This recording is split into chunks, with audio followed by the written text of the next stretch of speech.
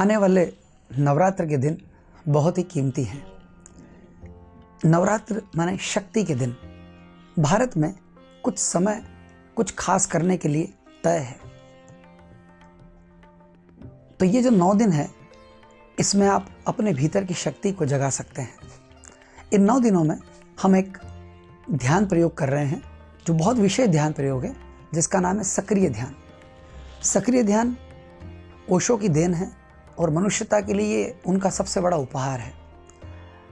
सक्रिय ध्यान के पहले चरण में हम शरीर शुद्धि पर काम करते हैं। शरीर शुद्धि भी और शरीर में शक्ति का जागरण भी। उसके दूसरे चरण में मन शुद्धि पर काम होता है। उसके तीसरे चरण में भाव शुद्धि पर काम होता है। उसके चौथे चरण में हम गहन मौन में अपने आप ही डूब जाते हैं। और उसका जो 5वां चरण है इस ध्यान का, वो अद्भुत है। उसमें उत्सव है, आनंद है, नृत्य है। ये अप्रतिम अद्भुत प्रयोग इन 9 दिनों में अगर किया जाए तो इसका बड़ा महत्व है, क्योंकि इन 9 दिनों में शक्ति जागरण का कोई भी आप प्रयोग करें तो उसकी सघनता एक अलग ही बात है। जो 9 सालों में करके नहीं मिले वो इन 9 दिनों में बात बन जाए, क्योंकि पूरा अस्तित्व जो है वो शक्ति जागरण के लिए आपको सहयोग दे रहा है। तो ये 9 दिन बिल्कुल चूकने के नहीं हैं।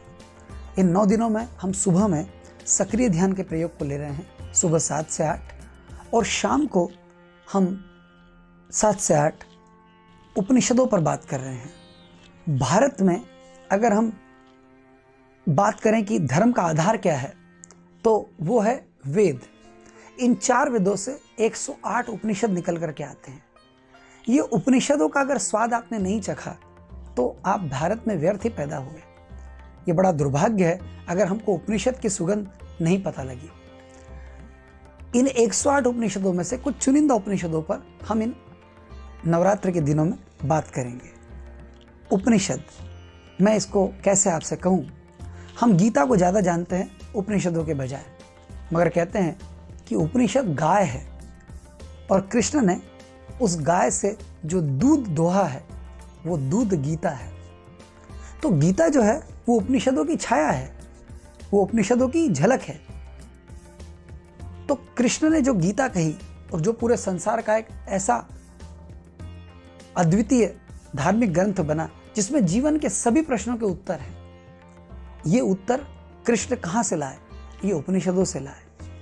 तो कुछ चुनिंदा उपनिषद जैसे ईशावास्य उपनिषद, जैसे मंडूक्य उपनिषद, तैत्तिरीय उपनिषद, इन खास उपनिषदों पर हम बात करेंगे।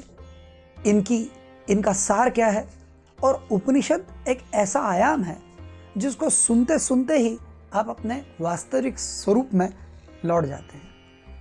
उपनिषद सिर्फ सुनना है, सिर्फ श्रावक बन के बैठें और सुने, और सुनते सुनते ही आप वहाँ पहुँच जाते हैं जहाँ कृष्ण है, जहाँ बुद्ध पहुँचते हैं, जहाँ महावीर पहुँचते हैं, जहाँ नानक, कबीर या मीरा पहुँचती है। तो ये बहुत सुंदर आयोजन है इन 9 दिनों का, इसे बिल्कुल न चूकें। अपने अधिक से अधिक मित्रों को आप बताएं। ये पूरा आयोजन ऑनलाइन होगा। सुबह में 7 से 8 सक्रिय ध्यान, शक्ति का जागरण, शरीर की, मन की, भाव की शुद्धता और शांति के लिए क्या प्रयास, और शाम को उपनिषद, एक ऐसा ज्ञान का स्रोत जो हमारे पूरे जीवन को प्रकाशित करता है, जो हमें अपने आप से मिलाता है।